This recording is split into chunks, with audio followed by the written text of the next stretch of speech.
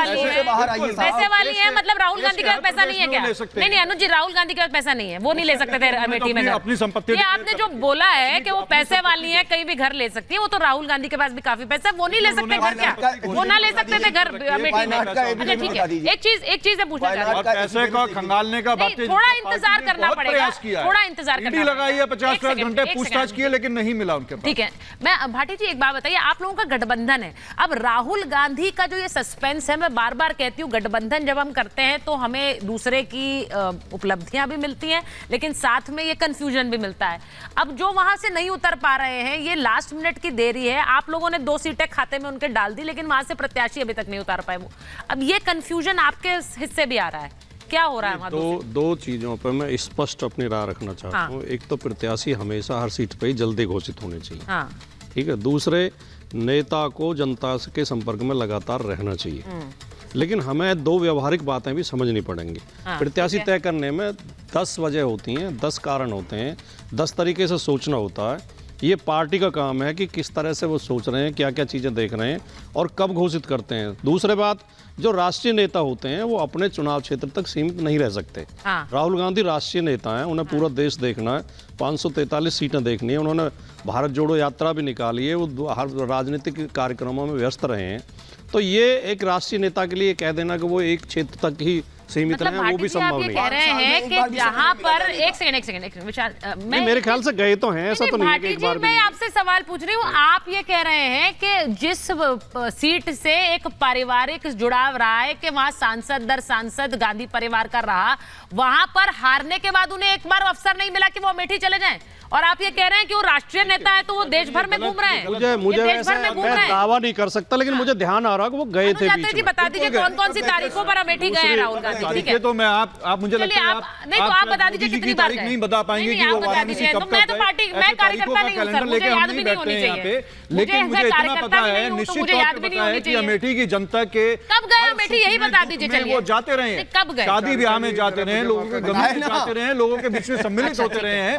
अलग बात है कि आप लोग नहीं दिखाना चाहते और यहाँ पर बैठ करके झूठ बोलना चाहते हैं। तो झूठ तो आप सच बता दीजिए ना, आपको तो मौका दे रही हूँ, सच बताइए कब गए थे राहुल गांधी? नहीं आप बताइए, तो आप नहीं बता पाएंगे ना सर, वही प्रॉब्लम है। मेरे पास इस देश के किसी भी नेता का कैलेंडर लिस्ट नहीं है, यहाँ तक कि बीजेपी के नेताओं के पास अपने बड़े बड़े मंत्रियों का कैलेंडर लिस्ट नहीं है। जफर साहब देखिए, मैं ये पूछ रही हूँ कि रायबरेली की जनता इकलौती सीट थी, रायबरेली की सीट, 5 साल नहीं गए होते तो जनता उनको वहाँ पुकारते नहीं। तो पुकार रही है तो सुन कहाँ रहे हैं पुकार? अभी तक कहाँ है उनकी आवाज? एक बार भी उन्होंने बोला अमेठी से लड़ेंगे चुनाव? जनता की पुकार है, जनता की पुकार है, आप कर रहे हैं, तो ये तो और भी खराब है, ये तो और भी खराब है।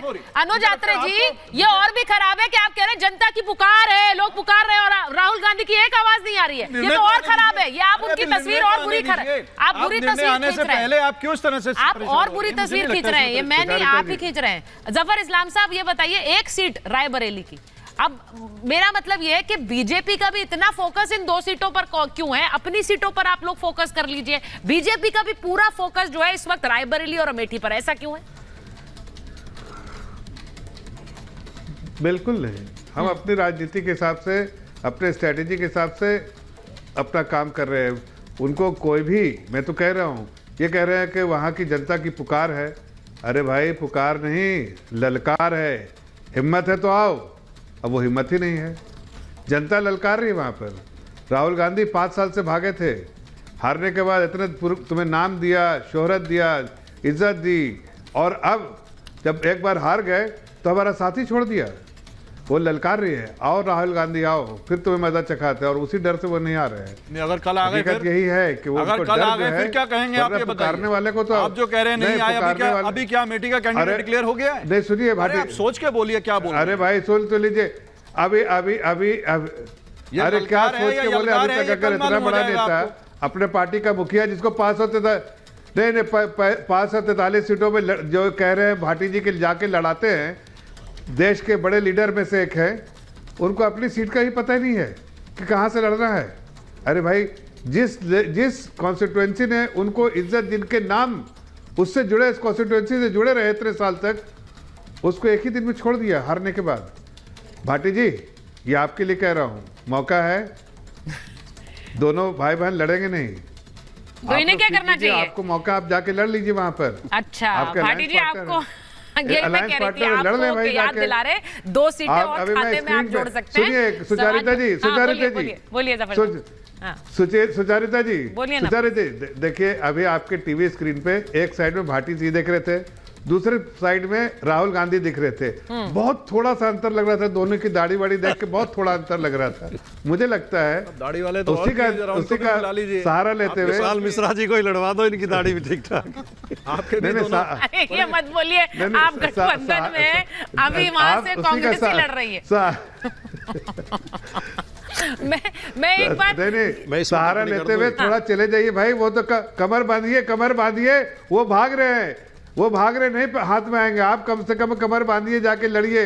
लेकिन आपको मालूम है स्मृति ईरानी जी ने काम किया है, 5 साल में नाम बनाया है, जनता की सेवा की है। सेवा की है तो मेवा आपको थोड़ी मिलेगा, जनता किसको मेवा देगी? जिसने सेवा किया है।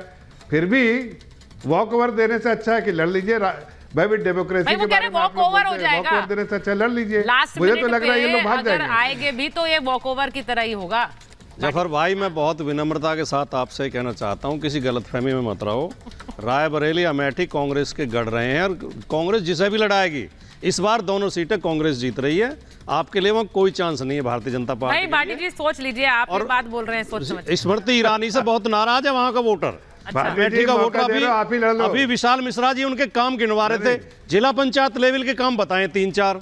एक वो सीए वो बना दिया, कोई छोटे मोटे अस्पताल बना दिए। अच्छा, चीफ मेडिकल ऑफिसर, मतलब चीफ मेडिकल ऑफिस छोटा मोटा सीएमओ ऑफिस और प्रधानमंत्री लेवल का काम है। सीएमओ ऑफिस खुलवा देना, एक होता है। कहाँ हैं आप? सीएमओ हर जिले में एक होता है। 5 चिकित्सा उपकेंद्र ऑफिस के लिए कब बजट पुल बनवा दिया, बड़ा हॉस्पिटल बताते हैं ना, ऑफिस बनवाने को आप उपलब्धि बना रहे हैं। मेडिकल कॉलेज बनवा दिया या कोई यूनिवर्सिटी बनवा दी, क्या बात कर रहे हैं? या कोई इंडस्ट्री लगा दी बड़ी। फिर वो पलट के पूछेंगे कि 1-2 लाख लोगों को रोजगार दे दिया, कोई साले नहीं था, क्या बात कर रहे हो आप? अब ये बताइए, इतने साल तो गांधी परिवार का वहां पे वर्चस्व रहा, उन्होंने क्या किया? वो सवाल पलटकर आप पर ही आने वाला है। और ये इसलिए पूछा जाता है क्योंकि ये मैं बार बार कहती हूँ, पारिवारिक गढ़ है तो उसका श्रेय भी आपको मिलेगा और उसका जो ठीकरा है वो भी सर पर फूटता है। ये एक बड़ी खबर एक और भी बता देते हैं कि बीजेपी ने रायबरेली से अपना प्रत्याशी उतार दिया। दिनेश प्रताप को रायबरेली से उन्होंने टिकट दे दिया है। अब वो इंतजार नहीं किया है कि शायद ऐसा लग रहा था, बीजेपी इंतजार में थी कि वहां से नाम घोषणा हो उसके बाद वो उतारे, लेकिन 19 में सोनिया गांधी के खिलाफ वो चुनाव लड़ चुके हैं और टिकट मिलने के बाद दिनेश सिंह ने कहा है कि कोई गांधी आएगा हार कर ही जाएगा, कोई भी गांधी आएगा। वो इसलिए कह रहे हैं क्योंकि ये भी एक स्पेकुलेशन चल रहा है कि क्या रायबरेली से राहुल उतर सकते हैं। अब ये भी एक गणित चल रहा है कि राहुल रायबरेली चले जाए वहां से, क्योंकि वो एक विनिंग सीट है, वहां से वो सोनिया गांधी जीती थी, वो सीट अपने खाते में आई हुई है और इसीलिए रायबरेली चले जाए।